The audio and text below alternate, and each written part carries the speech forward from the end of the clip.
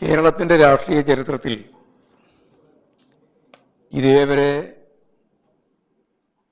കേട്ടുകേൾവിയില്ലാത്ത രീതിയിലുള്ള പരാതി പരമ്പരകളാണ് രാഹുൽ മാക്കൂട്ടത്തിനെതിരെ ഉണ്ടായിട്ടുള്ളത്. അദ്ദേഹം നടത്തിയിട്ടുള്ള പ്രവർത്തനങ്ങൾ മനസാക്ഷിയുള്ള ഒരാൾക്ക് പോലും അംഗീകരിക്കാൻ പറ്റുന്നതല്ല. പുറത്തു വന്ന പരാതികൾ മഞ്ഞുമലയുടെ ഒരു അറ്റം മാത്രമാണെന്നാണ് എല്ലാവരും വിശ്വസിക്കുന്നത്. തുടർന്ന് വരുന്ന വാർത്തകൾ തീർച്ചയായും കേരളത്തിലെ ജനങ്ങൾ കേൾക്കുകയും കാണുകയും ചെയ്യാൻ പോവുകയാണ്. എന്ന് പറഞ്ഞാൽ കേട്ടതിനേക്കാൾ കൂടുതൽ കേൾക്കാനുണ്ട് എന്നതാണ് യാഥാർത്ഥ്യം. പാർട്ടിയുടെ MLA-യും നേതാവുമായിരുന്ന ഒരാൾ കേരള രാഷ്ട്രീയത്തിൽ ഇതുവരെ കേട്ടുകേൾവി പോലുമില്ലാത്ത വിധത്തിലുള്ള ആരോപണങ്ങളുടെ നടുവിൽ കൃത്യമായ തെളിവുകൾ ജനങ്ങളുടെ മുമ്പിൽ നിൽക്കുമ്പോഴും കോൺഗ്രസ് അതിനോട് എന്ത് നടപടി സ്വീകരിച്ചു എന്ന് നമുക്ക് മനസ്സിലാക്കാൻ സാധിച്ചിട്ടുണ്ട്. പരാതി ഉയർന്നു വന്ന ഘട്ടത്തിൽ തന്നെ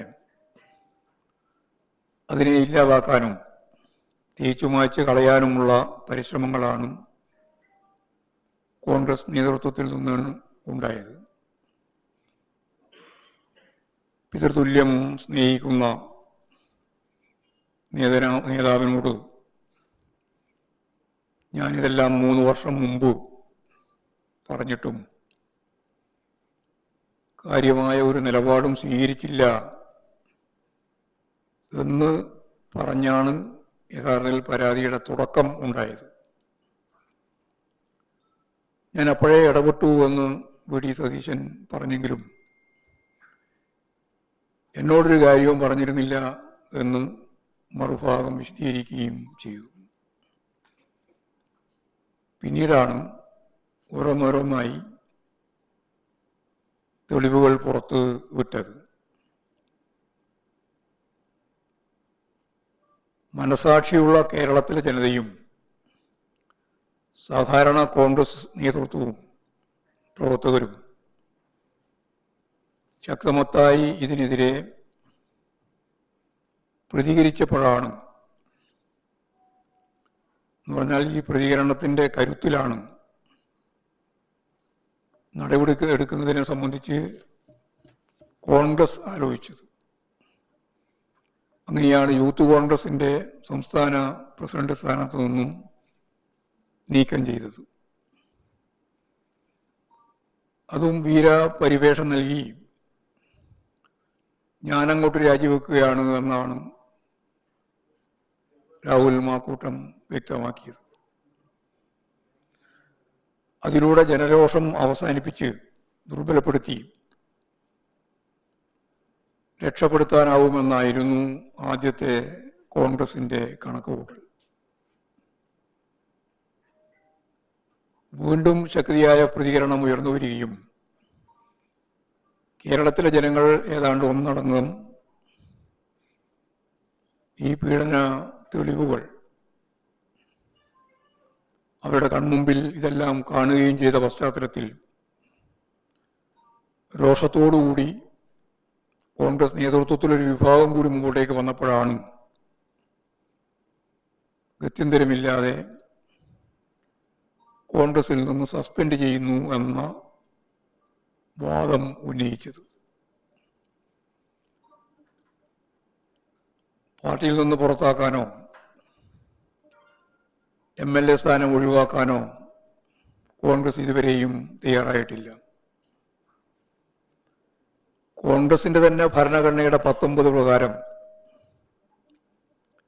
അതിൻ്റെ തന്നെ അനുച്ഛേദം 6 സബ് ക്ലോസ് C പ്രകാരം ഒരു ജനപ്രതിനിധിയായ കോൺഗ്രസ് പ്രവർത്തകനെ സസ്പെൻഡ് ചെയ്താൽ അയാൾ കോൺഗ്രസ് പ്രവർത്തകനെന്ന നിലയിൽ ആർജിച്ച എല്ലാ പദവികളും രാജിവെക്കണം എന്നാണ് അവരുടെ ഭരണഘടന.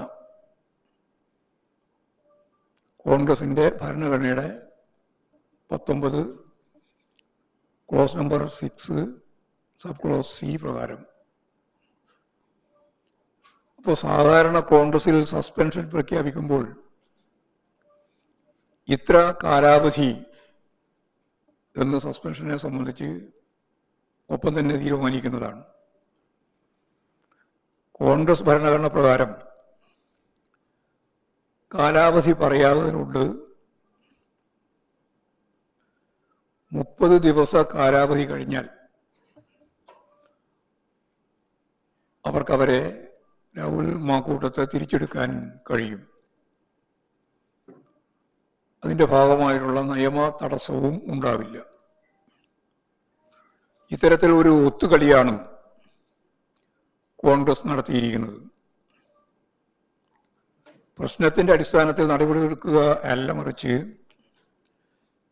ജനകീയ സമ്മർദ്ദം കൊണ്ട് ഗത്യന്തരമില്ലാത്ത അവസ്ഥയിൽ ജനങ്ങളുടെ കണ്ണിൽ പൊടിയിടുന്നതിനു വേണ്ടിയുള്ള ശ്രമങ്ങളാണ് നടത്തിക്കൊണ്ടിരിക്കുന്നത്. ഇപ്പോഴാണെങ്കിൽ പാർട്ടി നേതൃത്വത്തിൻ്റെ തന്നെ ഭാഗമായിട്ടുള്ള പ്രമുഖരുൾപ്പെടെ ജനങ്ങളുടെ മനസ്സിൽ നിന്ന് ഈ അതിക്രൂരമായ ക്രിമിനൽ നിലപാടുകൾ മായ്ച്ചു കളയുന്നതിനു വേണ്ടിയുള്ള ഇടപെടൽ തുടങ്ങി. കോൺഗ്രസിൻ്റെ പ്രമുഖ നേതാക്കൾ തന്നെ രാഹുൽ മാങ്കൂട്ടത്തെ വെള്ളപൂശുന്നതിനു വേണ്ടിയുള്ള സ്റ്റേറ്റ്മെൻറ്റുകൾ അടക്കം കൊടുത്തു തുടങ്ങുന്ന നില വന്നു. പക്ഷെ അതൊന്നും യഥാർത്ഥത്തിലുണ്ടായിട്ടുള്ള സംഭവങ്ങളുടെ അഘാതത്തിൽ നിന്ന് കോൺഗ്രസിനെ രക്ഷപ്പെടുത്താൻ കഴിയുമെന്ന്, അതുവഴി സാധിക്കുമെന്നാണ് ആരെങ്കിലും ധരിക്കുന്നുണ്ടെങ്കിൽ അതൊന്നും കേരളത്തിലെ ജനങ്ങൾ അംഗീകരിച്ചു കൊടുക്കാൻ പോകുന്നില്ല എന്ന് തന്നെയാണ് മനസ്സിലാക്കാനാവുക. പൊതുപ്രവർത്തന രംഗത്ത് തന്നെ ആകെ നാണക്കേടുണ്ടാക്കിയ ഈ പ്രശ്നത്തിൻ്റെ പേരിൽ ലജ്ജിച്ച് തലതാഴ്ത്തുന്നതിന് പകരം അക്രമ സമരങ്ങളുമായിട്ട് ബന്ധപ്പെട്ടാണ് കോൺഗ്രസ് ഇപ്പോഴും മുന്നോട്ടേക്ക് പോകാൻ തീരുമാനിച്ചിട്ടുള്ളത്. കൂടുതൽ അപകടത്തിലേക്കാണ് കാര്യങ്ങൾ നീങ്ങുന്നത് എന്നത് ഇതിപ്പോൾ പകൽ വെളിച്ചം പോലെ വ്യക്തമാക്കുകയാണ്.